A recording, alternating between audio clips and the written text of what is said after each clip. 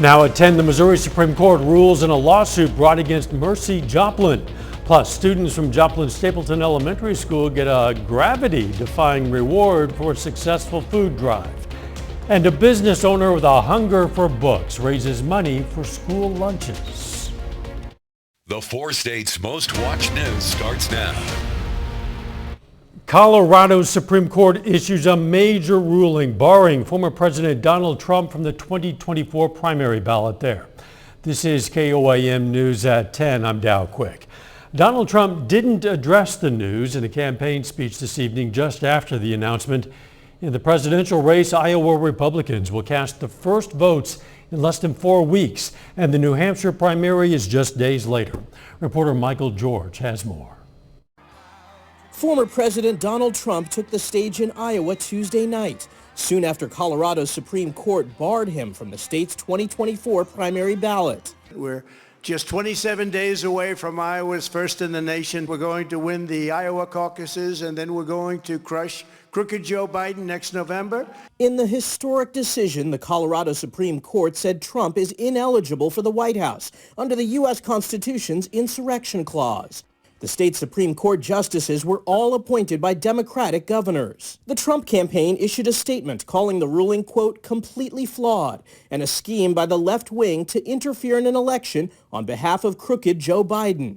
The campaign vowed to challenge the ruling with an appeal to the U.S. Supreme Court. What we know is it doesn't mean that someone has to be convicted of sedition or insurrection. The terms engaged in insurrection is used in the 14th Amendment, not convicted, not found by a court. Trump GOP presidential rival Vivek Ramaswamy also addressed supporters in Iowa and spoke out against the Colorado ruling. It's appalling for the future of our country.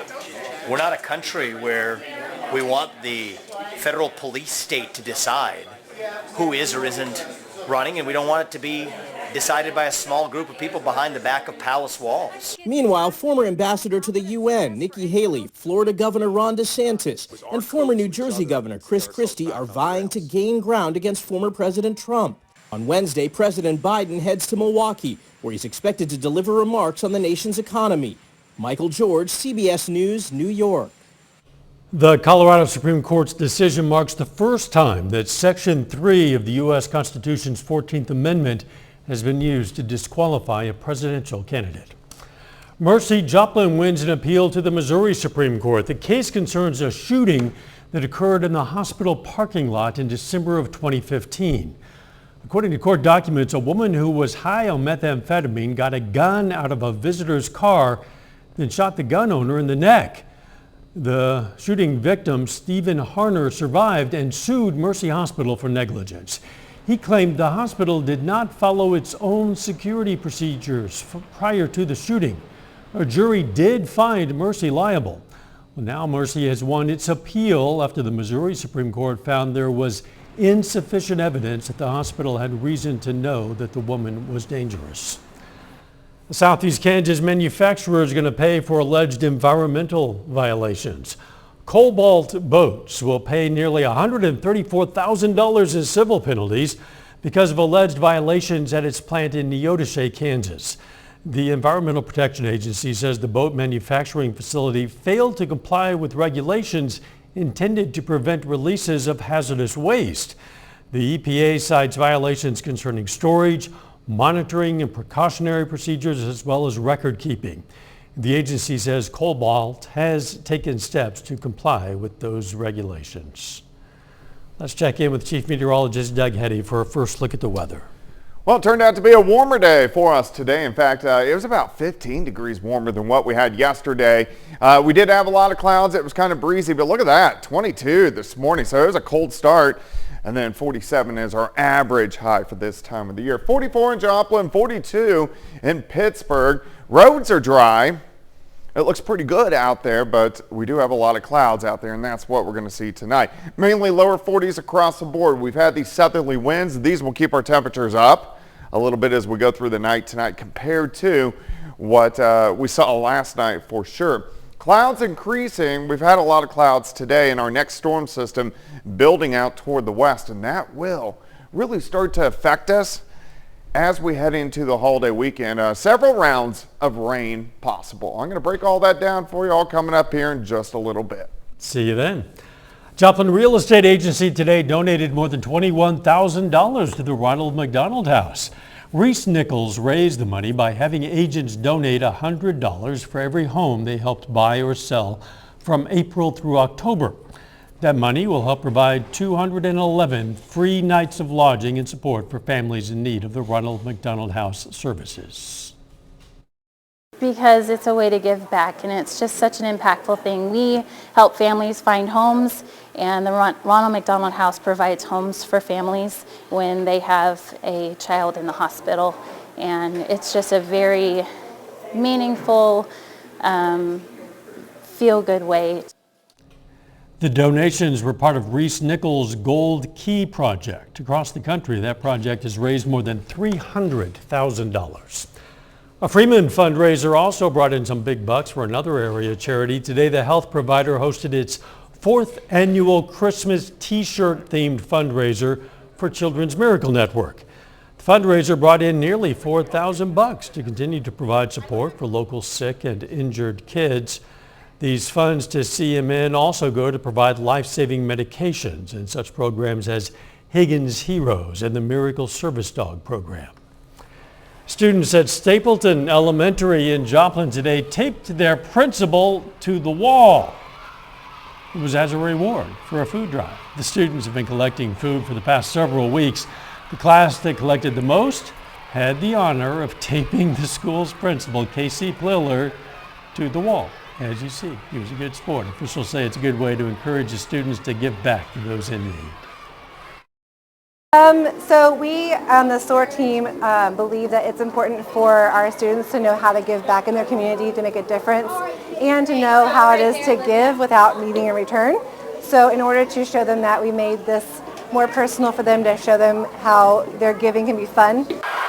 This reward comes after the students surpassed their goal of collecting at least 2,000 cans of food. A bookstore owner in Joplin is doing his part to provide for area students. KOAM's Anthony Saviello has more. Just off Main Street in Joplin lies a bookstore that has been a part of the community for 23 years. It has everything a good bookstore should have. A maze of shelves to get lost in, a reading chair on every corner, and every genre imaginable. I've always had a fondness of books. I was raised around books. My grandmother, which we lived with our grandmother in Webb City, she managed 2 bookstores in Joplin.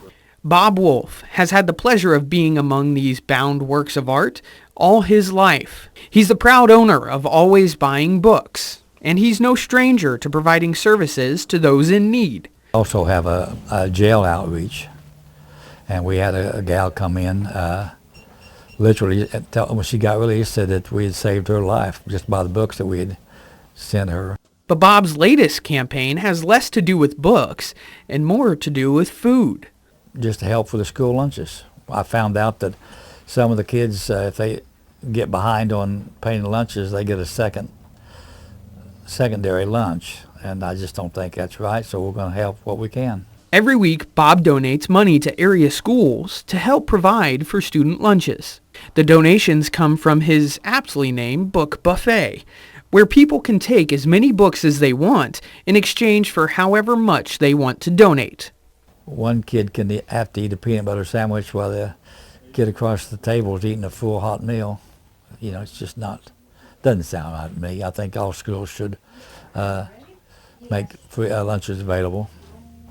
Bob's generosity has stretched to 16 different schools in the area, and he says he has no intention of stopping. Yeah, it's forever. We're going to do it through the summer too, because they have breakfast, and there's no need to stop it or even take a break. Reporting in Joplin, Anthony Saviello, KOAM News. The Wheaton School District issued a statement expressing gratitude for the generosity. Later in sports, signing day for D1 football players begins tomorrow. John has details on a pair of seniors from Galena ready to make the move to the next level. But first, Kansas has become a destination for people seeking abortions from nearby states. At Casey's. A new report by a reproductive health advocacy group finds more people from nearby states are coming to Kansas to get abortions. More patients from Texas are coming to Wichita's Trust Women Clinic since the Lone Star State banned abortion. We saw initially that travel impact our Oklahoma City clinic, but then after Oklahoma banned abortions ahead of the Dobbs decision that overturned Roe, those patients started coming to our Kansas clinic. Trust Women Communications Director Zach Gingrich-Gaylord says the clinic's seen more than 4,000 patients so far this year. He says that's a significant increase since the U.S. Supreme Court's Dobbs decision that overturned national protection of abortion rights, and some states further limiting abortion access. Reproductive health care in this region looks this way because of abortion bans in other states. Trust Women says more than 80% of the patients they see travel to Wichita from out of state. Over half of those out-of-state patients come from Texas, and just over 20% come from Oklahoma. But they've also seen patients from as far away as Mississippi and Florida.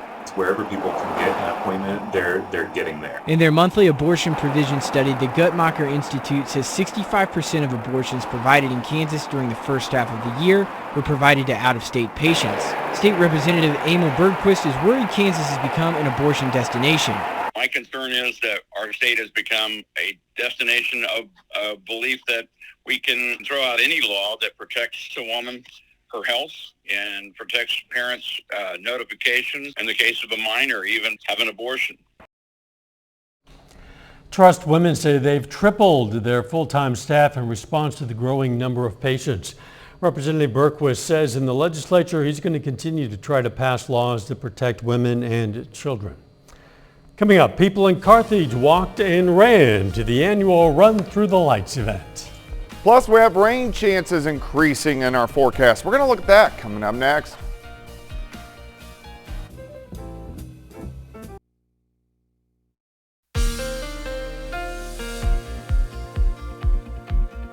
Well, it turned out to be a much warmer day for us today. Temperatures mid to upper 50s when yesterday we only went to 43 degrees. We were below average, but very similar to what we had in October. We've been in this pattern now about 2.5 months. So October above average, November was above average, December as well has been above average. So that's going to be the trend overall as we go through the next 9 months. 13 days above average, only 3 below, but yesterday was one of them with a high of 43. All right, it looks good. This is Indigo Sky. Casino and Resort Indigo is just outside of Seneca, Missouri. Temperatures sitting low 40s. Southerly winds actually keeping those temps up just a little bit. And we still have those south winds kicking in anywhere from about 10 to 15. And then gusts every now and then are kind of scooting up toward 20, 25 miles per hour. But it's going to stay breezy tonight.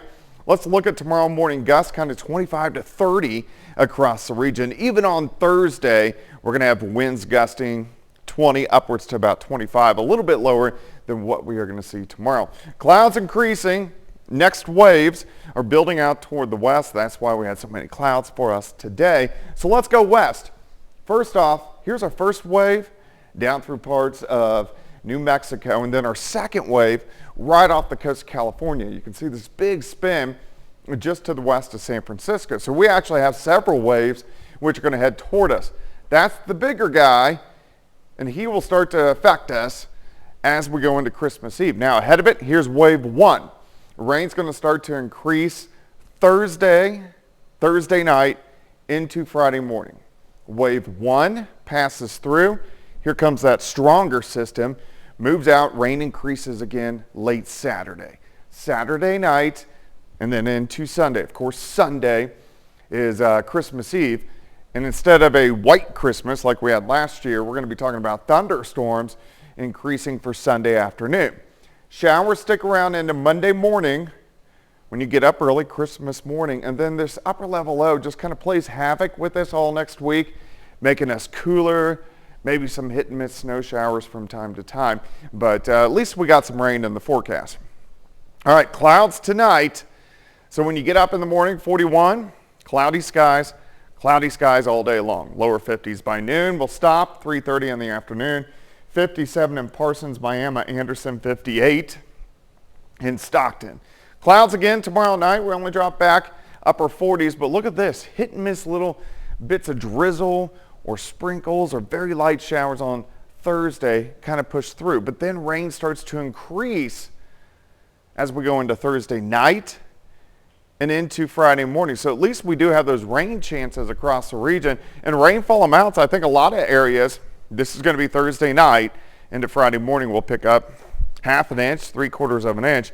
Definitely something that we could use across the area. All right, 58 tomorrow, 60 on Thursday, 57 on Friday. Warming into the 60s as we go into the holiday weekend and thunderstorms on Christmas Eve. That does not sound at all like Christmas Eve, does it? Doesn't sound normal. 63 degrees. Wow, thanks, Doug. Hey, some drivers in Barton County, Missouri can expect some delays and detours this week, so listen up. 2 locations on Route U east of Lamar will be closed for road work in the coming days. MoDOT crews will replace damaged pipes under the road between Barton County Route T and Southeast County Road 70 between Southeast County Road 100 and U.S. Road 160. Repairs are scheduled from 8 a.m. to 3 p.m. tomorrow through Friday. Carthage residents went on an evening jog through a light display. Carthage Nazarene hosted the Run Through the Lights event. Folks were able to run, walk, or jog through the Way of Salvation light display as part of a group spectacular scene, as you see. The course was a mile long, but there was also an option for people to go another 4 miles through the Carthage Square to sparkle in the park at Central Park. Also spectacular before returning to the Fairview Nazarene Church. Quite a sight. Still ahead, Pitt State women's basketball makes its first appearance in the top 25. And Webb City girls basketball tries to bounce back from last night's loss to Pittsburgh. John Dales has those stories and more up next in sports. On new Hyundais with Fletcher Hyundai's green.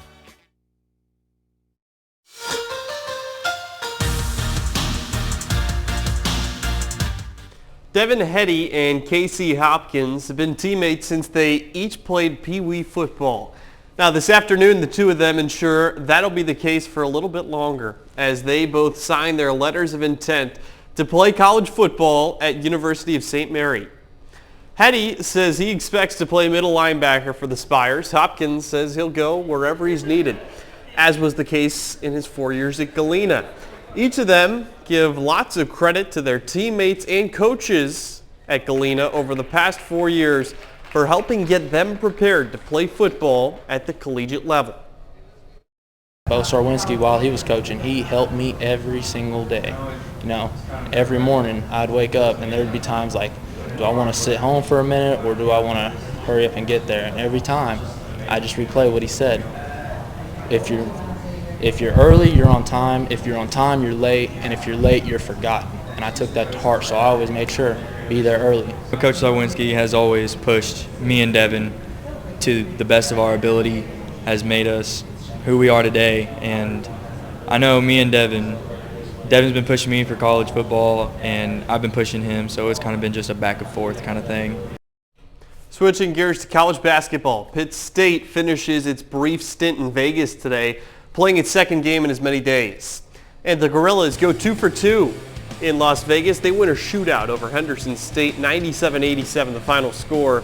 5 players in double figures, including Jeremy Shaw, who has an incredible outing for the second night in a row. 29 points for him, 9 of 10 shooting, and 4 of 4 from beyond the three-point line. Meanwhile, the Division II women's basketball coaches poll released this afternoon, and Pittsburgh State makes its top 25 debut. Gorillas ranked number 22 in the country after a 10-1 start to the season, which included an overtime win at Central Missouri on Saturday.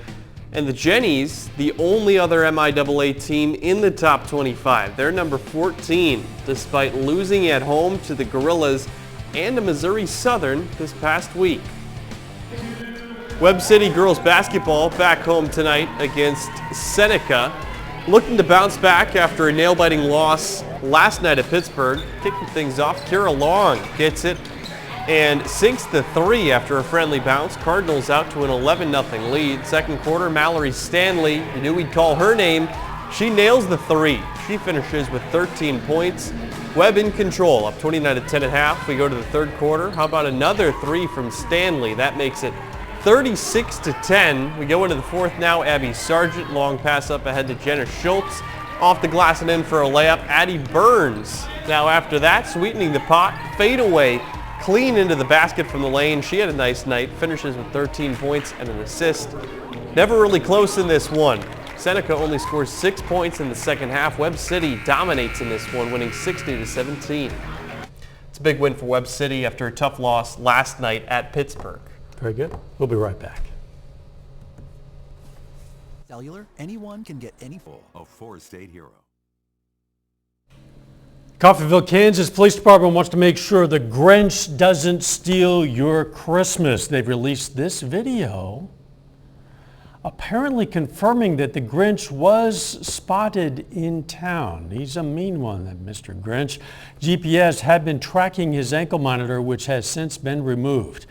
Coffeyville PD wants to make sure the public has all their gifts locked up and secure and asks everyone to please keep their eyes open for this green menace. It's kind of like a Bigfoot video. You know, you see it there. It's not real distinct, but I think that was indeed the Grinch. Yeah, that's not good. Especially when he's missing his ankle monitoring bracelet. I thought his heart grew 3 sizes one day, though. So, he had been rehabilitated, but maybe not. Maybe he wasn't running very swift. I'll tell you that. But he's been wearing an ankle bracelet. The weather. Yeah, a lot of clouds for us tomorrow. Temperature is not bad. 58 for a high, 60 on Thursday with a few showers. Final sports note. Yeah, signing day begins tomorrow for D1 football players. We have 6 different players in our area, 4 different high schools. We're going to be covering all of them. Look forward to that. Thanks for joining us. Don't forget the morning show starts at 5 a.m. and let's make it a great